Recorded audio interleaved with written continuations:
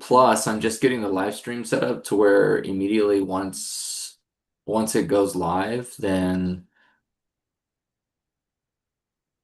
um, all of it is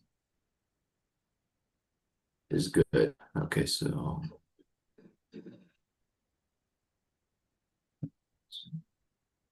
I grab water real quick here. I'll be right back. yep.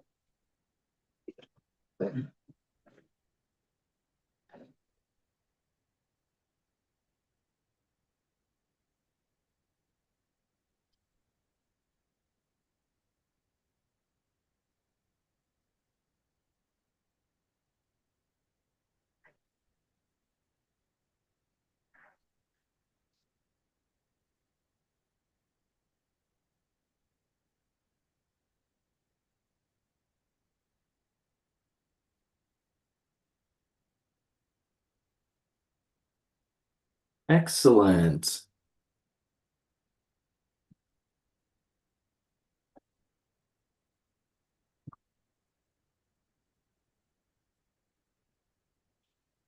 We are live and I'm excited. We're just going to be having a few people joining us today. It's one thing we're really focused on today is just making sure that you guys have an understanding of what a business broker does and how important that can be for you in the process of being able to buy a company and or sell a company. And today we're joined with our special guest, David McGill, or Dave McGill with Murphy Business Sales out in Utah. He's been in the industry for many years as far as being an entrepreneur. He sold 5 companies, and we're excited to hear a little bit more from him today on the live stream. Thank you for joining us, Dave. Thanks so much for having me. I'm excited. This is Yeah. great. Yeah, I'm excited. So for everybody out there, this is also a live stream, so it's not going to be perfect, and that's what life's all about. If you accidentally hear us say something, or we have technical difficulties, or the dog barks in the background, then you guys are just going to have to relax, okay? So anyway, we are just getting this show started. We typically go for about an hour. I'll first cast vision on the Acquisition IQ National Network, as well as the conference that we just hosted, as well as our fall tour that's currently underway, and then also how everyone can, one, benefit from the education that we're delivering, as well as our private network, where we do have investors, we have off-market deal flow for those that are looking for placement of capital. So let's get the show started. I'm going to make sure that we have the individuals that want to hop in, that they're able to now. Awesome. Actually, that's not going to work. So, all right. Okay, well, let's do this. I'll share my screen and we'll get going.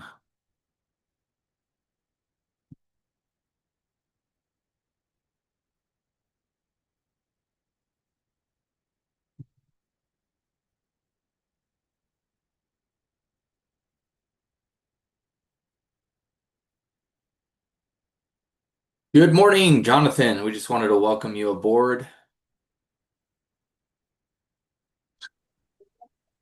Hey, good morning. How are you?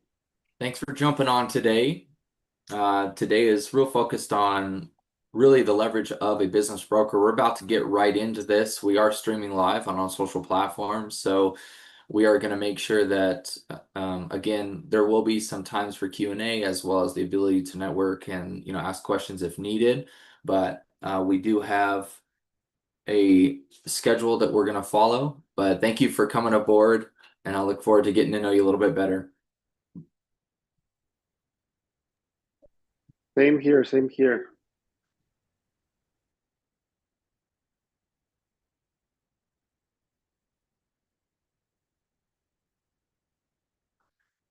All right.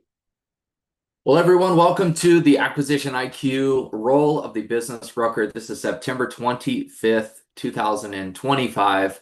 We're excited to be able to have David McGill on today. He's an entrepreneur. He's exited 5 companies. He now is helping do an intermediary between businesses and individuals that are wanting to buy companies and sell companies. And today was all about the role of the business broker. But before we do that, I want to establish just a little bit about who we are and what we're doing as an organization and how you guys can benefit. The goal for today, again, was to teach and learn on how business brokers work and the best use cases that you guys can leverage them, and then also build relationships. Of course, we enjoy doing that because it's all about trust and how we can expedite that process. Moving forward, who are we? So the acquisition IQ Network is a premier community for business owners, investors wanting to grow through mergers and acquisitions, and then also learn the technical capabilities to be able to scale companies and understanding, finance and a plethora of other things. Moving on, the problem that we really wanted to solve throughout this problem was the lack of education and the increase to knowledge in the specific space of fund creation, deployment of capital, as well as the understanding of both buying a company as well as selling a company.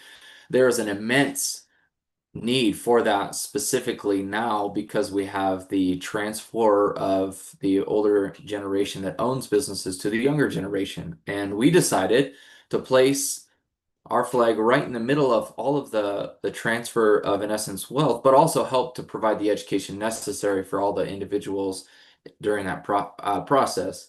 Our focus is very in person, so we'll share with you a little bit more about the fastest way to grow. that. That's why we created the Acquisition IQ Network, a highly curated community built for seasoned entrepreneurs, investors, and M&A service providers. For entrepreneurs and operators, it's a place to master acquisition strategies, unlock new growth, and prepare for the ultimate exit. For investors, private equity, to venture capital, and high net worth individuals, it's direct access to vetted off-market opportunities where capital meets real opportunity. And for M&A service providers, from lawyers and advisors to brokers and bankers, it's the chance to plug into a trusted ecosystem and help bring deals to life. Our mission is simple: collapse the time it takes to find the right people, expand access to knowledge, and execute deals with confidence. The Acquisition IQ Network, where expertise, capital, and opportunity come together to create lasting value. It's funny, I get excited watching this every time. It's just because, our network, it didn't always start out like that. I think, with any startup or with any organization or with any, large movement, you've got to be able to be seen small to be seen large. And I think it's really important to know where you've come from and then also where you're going. So our current traction, we've successfully launched the September 3rd National Conference of Acquisition Conference. We have about 80 members now of the online private network, and we're excited about that. We just launched our fall tour, and it began actually just last night. I'll share with you guys a little bit about that. We do have member-led educational forums, and Dave here is one of our members. He's going to be leading again today. And then we've confirmed the venue for the national conference and also the date at March 5th and 6th in Salt Lake City. We also launched our immersive Alaskan Northern Lights incentive trip, and we're excited about that as it's coming quickly. 2025 This was AquaCon. I just wanted to leave you guys with this and just a little feeling. With business wisdom, Jamie Miller lit up the stage with powerful insights on communication and negotiation, and our funding panel unlocked the secrets to raising capital. Geraldine Malari brought the heat with tax strategies and entity structuring before we broke for an incredible networking lunch. The afternoon raised the bar even higher as we learned from our expert sellers and panel and fund creation 101 with Adam Canton. And lastly, a powerhouse session from Paul Hickey on IPO versus VC. To cap off this amazing event experience, the AquaCon VIP dinner featured 5-star cuisine, an incredibly entertaining comedian, and a moonshot goal-setting session. AquaCon 2025 delivered knowledge, deals, and relationships that last a lifetime. See you in Salt Lake City, March 5th and 6th, 2026 for the next chapter of the Acquisition IQ National Conference, AquaCon. So that's our national conference. It'll be here in Salt Lake City again, and again March 5th and 6th. Here's the fall tour that we have scheduled out. The reason why I share this with you is because some people are tuning in from multiple cities and states, and also they're just watching this. And if you know anybody in these 7 different cities and states who would want to be connected with a specific group of individuals, investors, seasoned entrepreneurs, and also fund managers and M&A experts, that's the ecosystem that we've created, and it's immensely valuable. So it doesn't matter where you live, we can help connect. So speaking of connection, our Denver fall, this was just last night. So our media team was heavy and hard at work. So we made sure that we took some great photos. We do have some great videos to be able to share with you guys, but this was one of our smaller meetups. And then moving on, our next one is San Diego, October 6th. And we've rented out a beautiful, beautiful venue called the Sanford Consortium right there in La Jolla. And we have people that are flying in from, it doesn't matter where you are, again, because deals don't sleep, capital doesn't either. So we're positioning ourselves for something good. This is the tech stack that a lot of our members utilize is in the form of our private deal flow, our chat sessions, and it's just continually building. So, the more, obviously, more members we have, the better the actual network becomes. So where are we going?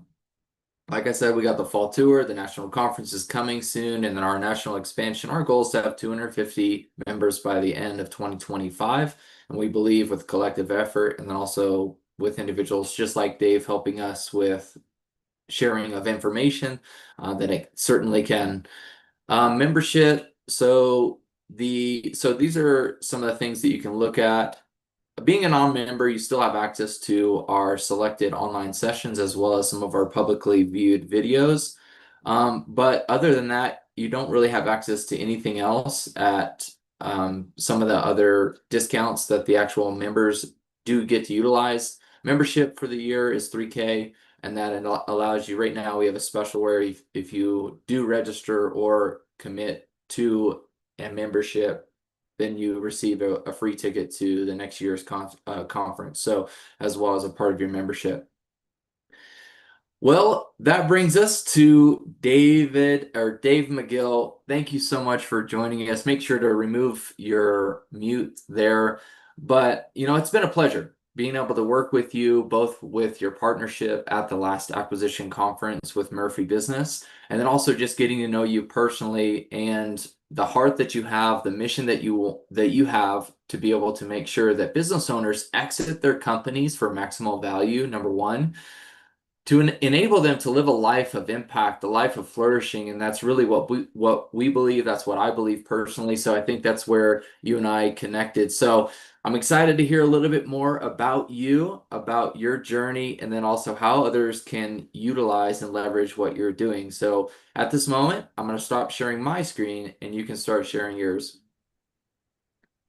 Yeah, it should be on there once you stop sharing. Can you see my screen okay, Nate? Yes, sir. Thank you very much. Okay, awesome. Well, this is super exciting. Thanks so much, Nate, for letting me be a part of this.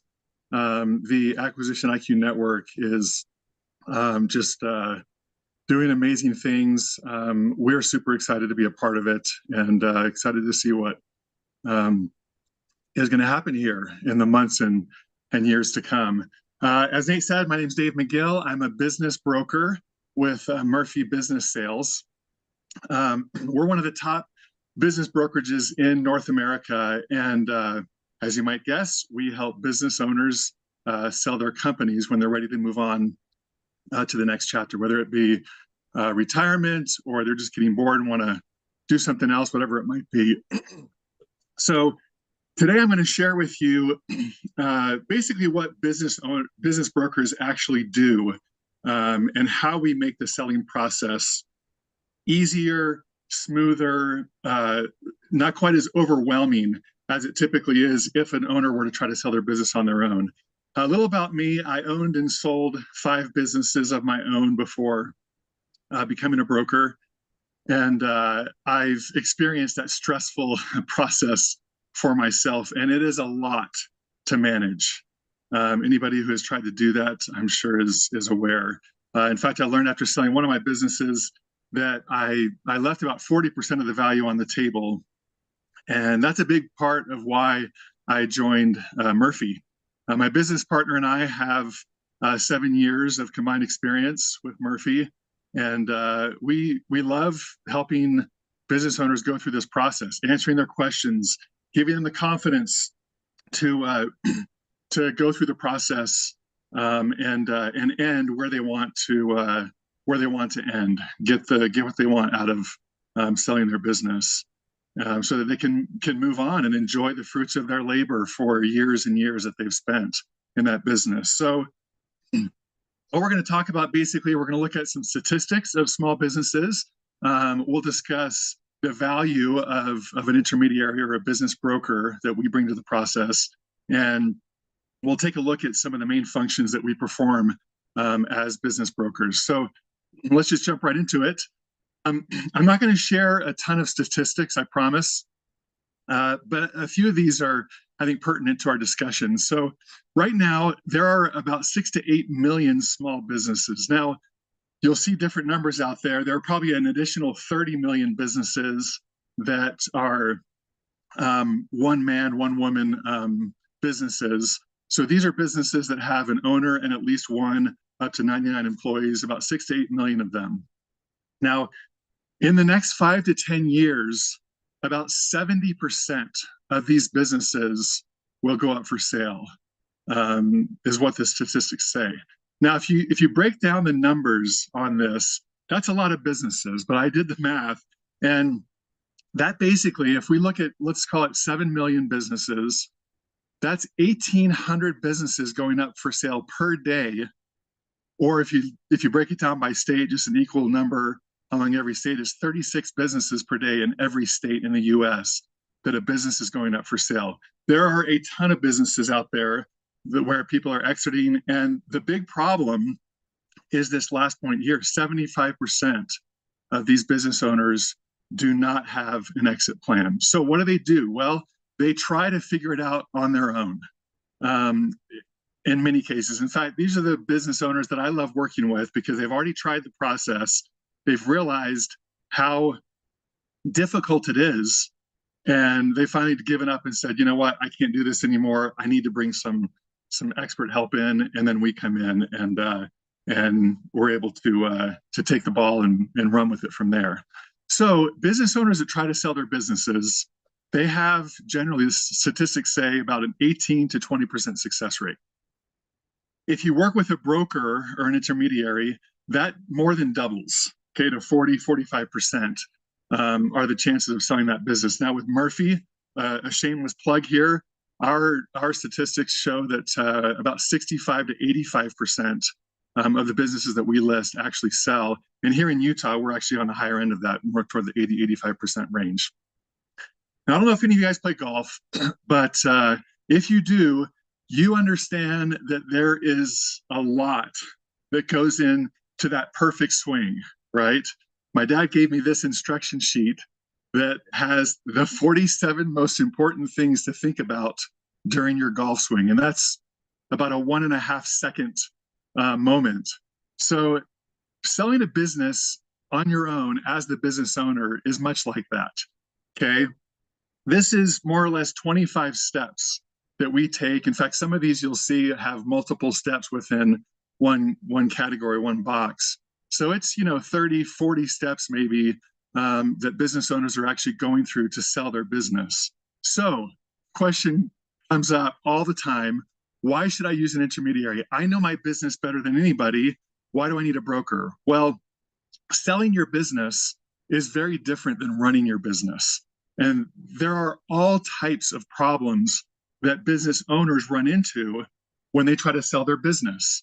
For number one, as I mentioned before with my business, proper valuation. What is the price? We have all kinds of tools and access to all kinds of data to calculate exactly what a fair market value is and how much that business should sell for. You don't have to waste time with unqualified borrowers or buyers. This one here is maybe the biggest one: maintaining confidentiality. When a business owner is trying to sell their business, in most cases, they don't want their employees to know. They don't want their vendors to know. They don't want customers to know. They need to keep this a private transaction. And how in the world do you do that when you're trying to run your business and when you're the one selling your business? It's almost impossible to make that situation work and keep things confidential. So the owners can keep running their business while we, the broker, take over and do all the dirty work to meet with the buyers and maintain the confidentiality and qualify buyers.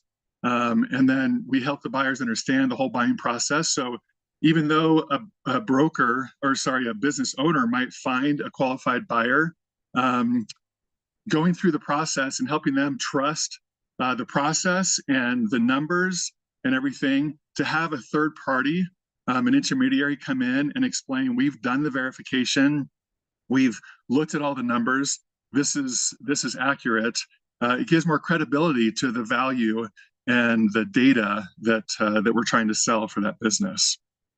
So what do buyers want? I'm not going to go through this whole list, but one really important thing is verifiable books and records. It's kind of surprising how often we come across businesses where the books are just kind of a mess. So we need to bring in maybe some assistants, bookkeepers, accountants, to kind of clean up the books for them. We might help in some cases as well, depending on how dire the situation is, or how messy it is. They're looking for a non-compete agreement. They don't want to buy this business and then have the business owner, turn around and start up a competing business and steal all the customers. They want some assistance, to help them kind of get up and running, to answer questions and help them understand the process and what happens when you run into some unforeseen situations. Is financing available? Is it financing through an SBA loan? Is the seller willing to finance? All those kinds of things the buyers are looking for, and we are able to get ahead of this to find out all this information from the buyers before we even introduce them to the seller. So the seller's running their business and not wasting time or taking time to meet with them until we have a fully qualified buyer who understands the majority of what their business is and how it works. Now, we're going to talk about kind of the main things that we do as business brokers. The first thing is listing a business. So we'll calculate the business valuation. We have access to comparable sales out there. We utilize industry data. We look at trends. We look at the outlook. We use all this information. And actually at Murphy, we come up with 3 valuations.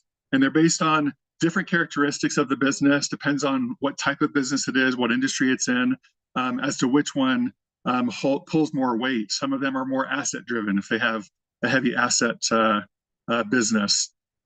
Service businesses have kind of a different multiple and look at different characteristics. So we'll come up with a valuation that is going to be solid, not only for a potential buyer, but for lenders. When we send out our confidential information memorandum, which is basically the details about what this business is, lenders know us, they trust Murphy, and they're able to quickly go through that and give us an approval or pre-approval on these businesses. So all of great value to what might be needed down the road. When a buyer now needs financing, we have a pre-approval.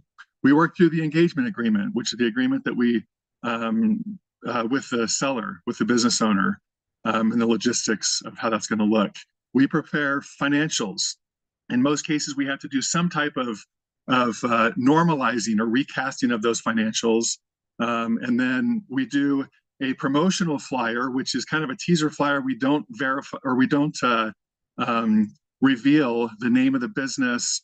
In many cases, it's a very generic explanation of the business, enough to spark interest, but not so much that somebody would guess who it is, so that they're not calling the business owner, bugging them, and doing what we should be doing ourselves, and qualifying and pre-qualifying those buyers.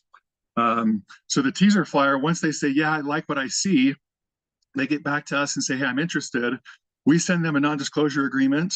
They sign a non-disclosure agreement. And once they sign that, we send them a confidential information memorandum, which has the details, the specifics of that business. So at that point, they've agreed to keep everything confidential, and we reveal a lot of what that business is about. At this point, we haven't quite yet given all the financials, but it's all kind of process step by step. And as each step is successful and they want to continue, then we'll reveal more information. The idea is we don't want to give them customer lists and employee lists and all that data until basically we have an offer, so that we're not giving away all this information to potential competitors and that kind of thing.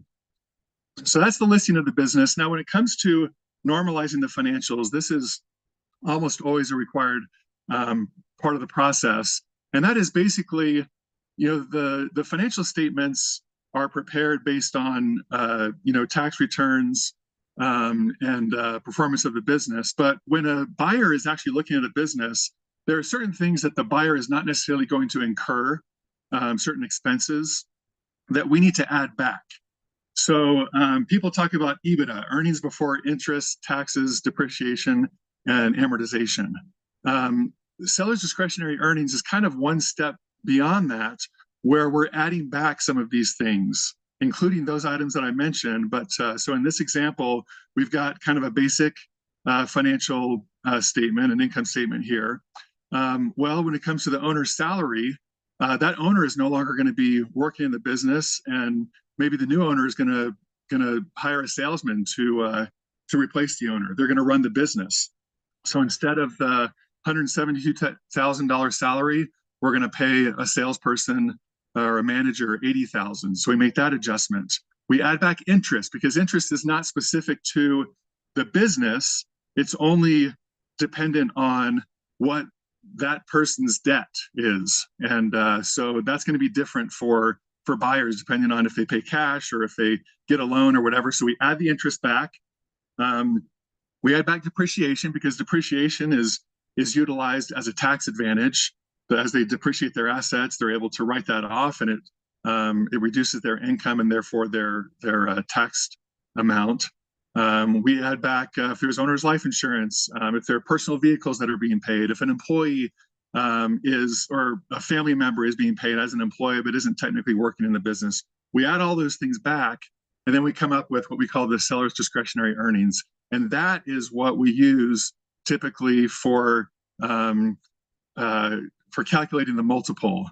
And the multiple is basically how many times your seller's discretionary earnings or your EBITDA will justify the value of the business. So if this one, let's say it's $200,000, maybe the multiple in this case, let's say it's 3.5. And so we're looking at a valuation of about $700,000 if this business were worth had about $200,000 in seller's discretionary earnings. Okay, next thing we do, we've got the business listed. Everything's ready to go. Now we market it. Okay, so as far as the marketing process goes, we have lists of people who are interested in buying businesses. Some of them are very generic on what type of business they want to buy. They just want a business maybe with a general amount of seller's discretionary earnings. Maybe they don't want to replace their income, but they're not specific about what industry or location or anything like that. So we have those lists of hundreds really of buyers who are ready to buy. We'll typically go to them first and say, hey, we've got a business we're about to list. We want to give you the opportunity to take a look at that. Are you interested? And we'll go through this process with them. Once we've gone through that process, and this is usually a fairly quick process, just a day or two, we'll often do a pre-market launch, and we'll send this our teaser or promotional flyer out to all the buyers that we have, saying, hey, this is our pre-market launch. This business is getting listed, this Wednesday. You have a few days to take a look at it. Let us know if you're interested, and we'll communicate with you quickly during this time. And oftentimes we're able to sell businesses before it even hits the market, before we even list the business on the websites. Well, if we get to that point and the business hasn't sold, then the next step is we list it on business sites. Murphy has a database of all the businesses that we have for sale. Axial, Biz by Sell. There are, depending on the business, And the situation, we list our businesses on about 8 to 10, sometimes 12 different business sites where people are looking to buy businesses. And in many cases, we get to the point where we have multiple people that are interested in the business, and they're all trying to negotiate, the best deal that they can get. And we'll work with those 3, 4 prospects and say, look, we have offers from 3 or 4 of you. Here's kind of what we're looking at. Give us your best offer, and we're going to go with the best offer. So in some cases, we're able to sell businesses for more than they're actually listed for, and possibly more than market value, because we get people competing for a business that has, high demand. Then we get into negotiating the deal. So once we find potential buyers, they look at all the statistics, they look at the numbers, the data, and they'll say, well, I want to do this, I want more of that, less of this. We work through that process. We manage multiple offers. We act as a buffer between the buyer and seller. So often you get, as you see in this picture, they're so far off from the employer wanting to give $65,000 to this employee, and the employee wanted $100 million. Sometimes we're not quite that far off usually, but sometimes there's a gap. And we help narrow that gap and figure out where the happy medium is, so that the buyer and the seller don't have to get into the heated debates and those uncomfortable conversations where people end up oftentimes getting mad, frustrated with the deal, and they just walk. We help manage that so that doesn't happen. We don't lose deals. We negotiate the price. Earnouts. Earnouts is that's, for example, they might have based the price on the trend of 30% growth over the last 3 years, but the buyer's thinking, well, this industry has changed, and I'm not sure it's going to still grow another 30%. We can make a contingency where if it doesn't grow 30%, then that portion is held aside and not paid out yet until that earnout period is met. And if any adjustments need to be made, we'll help make those adjustments as well. We coordinate with any other professionals, outside professionals that might be a part of the business, attorneys, lenders. We work with the due diligence, all of that. So this is all a part of negotiating the deal. So those are kind of the 3 processes or 3 steps, the 3 main things that we do in the business. Shameful plug, we're one of the top business brokerages in North America, 31 years of experience. We are all our brokers are trained extensively. If anybody's heard of a broker, they've typically heard of Murphy Business Sales. We have a huge network of experts, huge network of buyers that we work with, and we have a complete package depending on, no matter what the business is, we have access to all the people, all the experts in all fields to be able to provide and capture whatever we need to help make that transition smooth for the buyers. So that's my spiel. That was a lot. If you have any questions, please chime in, or Nate, I'll give it over to you if you have anything that you want me to touch on. I think it's important to ask a few questions as well, and then allow for individuals who are on the call. We've got Pete Larson. Are you there, Pete? If he's not, that's okay. But I think you did a wonderful job being able to help explain exactly why utilize a broker, and then in addition to that, your entire process, because I think that the process is where people get a little hung up. And then also, I'm sure you've probably experienced this too, Dave, when they think it's not just thinking about making a sell of your company, it's about the preparation leading up to that. Can you 100%. share with me just a little bit about how many people that you have conversations with in preparation leading up to the sell of their company, and how long is that time frame? Yeah, that's a great question. So that time frame can vary a ton. What we like to do is when somebody is when we're talking with somebody, engaging with somebody, they might say, well, I'm selling my business in 5 years or so. So, when should I come to you? And I say, let's have a conversation. Let's sit down and talk about where you are right now. We can even work on a valuation for your company on based on today's numbers and data. And if we notice certain areas where you could improve and maybe work to improve your value, then we can point those out and give you something to work on in the coming years as you work on that. Now, when it comes to selling a business, oftentimes it's about 10 to 15% of the time that businesses are sold or closed down because of the 3 Ds: death, disease, or divorce. And divorce could be divorce from your spouse or divorce from your business partner. Those kinds of things happen without warning. And so if we're able to have conversations early on with these business owners, it really helps them conceptualize and kind of figure out a plan of what to do moving forward, and how to navigate that process when the time comes. And in many cases, they might say, when we come up with a valuation, I worked with a guy just last week, and he said, hey, if I can get a couple $1,000,000 out of my business, cleared once everything is said and done, then I'll sell. We're in the process of valuing this business now, and I think it's going to be around, closer to $3 million valuation. And so he's now saying, well, heck, if I can get, 2.5 million, 3 million out of my business, I'll sell now and then enjoy the next 5 years. Yeah. And so I would say it's never too early necessarily. And I think a lot of times things come up that they otherwise wouldn't have thought of, that can help them better navigate that process as that time gets closer. Yeah.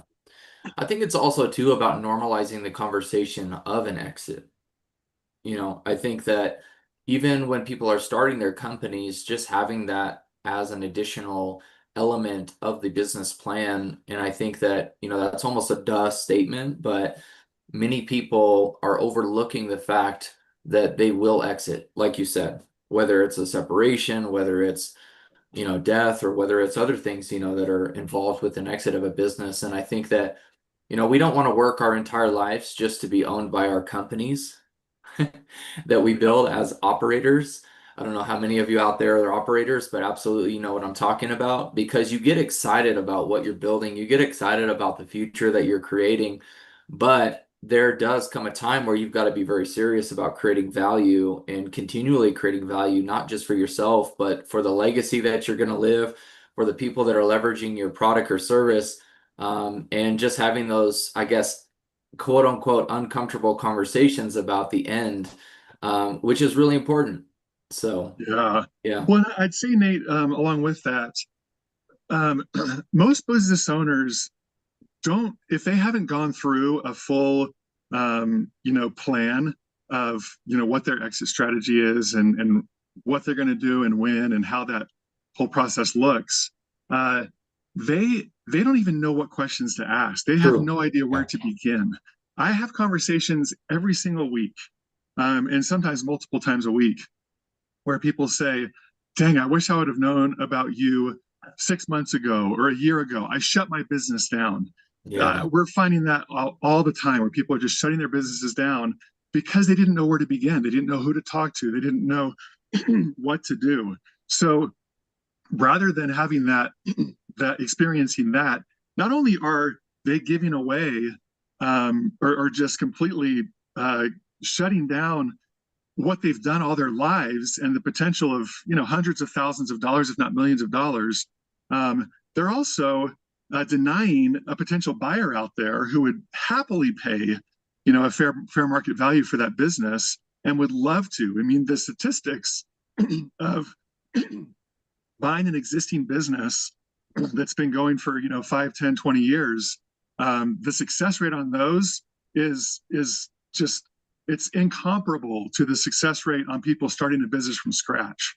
So I would say to business owners, let's just talk. Regardless, if Yeah. you hear this message, let's have a conversation and talk about what that might look like for you, and maybe what next steps are for you in this That's process. good. That's really good. So what I'm going to do is I do respect everyone's time on here and also want to make sure that we have any other questions that anyone ha does have answered. Pete, did you have any questions, or Jonathan, or anyone else that's on here right now? Can we help to address those?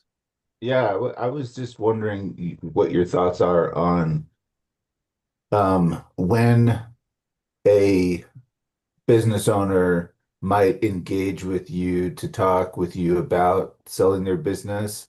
Uh, the reason I ask is because a lot of times they think, well, when I'm ready to sell, I'll call the broker, Mm. but they never think to um, say that maybe the business broker can help me get my valuation a little higher and ready for sale, as opposed, you know what I mean? They Yeah, could, Yeah, that's good. yeah, no, absolutely. Yeah, and I would just say to that, Pete, if somebody plans on, look, I'm going to run this business till I die. I'm 30 years old. Probably not a good time to talk with them. right. But if they're 5 years out even, and potentially selling their business, now is not too early to have that conversation, because 5 years could turn into 2 years, based on the valuation of the business, or based on what happens in their business. And what we do when we have these initial conversations is just make a clear path we ask all the questions that business owners should be answering for themselves to understand, when they should sell, what to what to look for as they anticipate potentially selling down the road. So I would say if you're thinking about selling your business in the next 2 to 5 years, that's not too soon to engage with a business broker. Yeah. Yeah, and I would just add to that that there are definitely things that you can do to make the valuation of your business better if you've got 2 or 3 years to do it, right? Absolutely. Just in the way that you're accounting, the way that you're marketing, you can kind of set your business up for a bigger sale. Yeah, and sometimes what that looks like too is, when you look at ad backs to come up with the seller's discretionary earnings, sometimes people come up with just these long laundry lists of ad backs, and some of them just aren't that significant. So we could say, look, you've taken advantage of these ad backs for 15 years.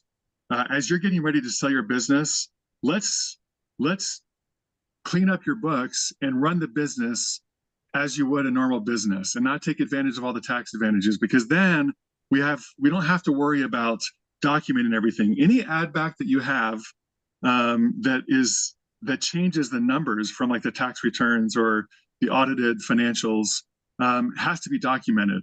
And the more stuff you have to document, the more complicated that thing becomes, and the less interested potential buyers get, because they're like, wait, what are the real numbers? Is this guy real? So Right, yes, you make a exactly. great point, Pete. Absolutely.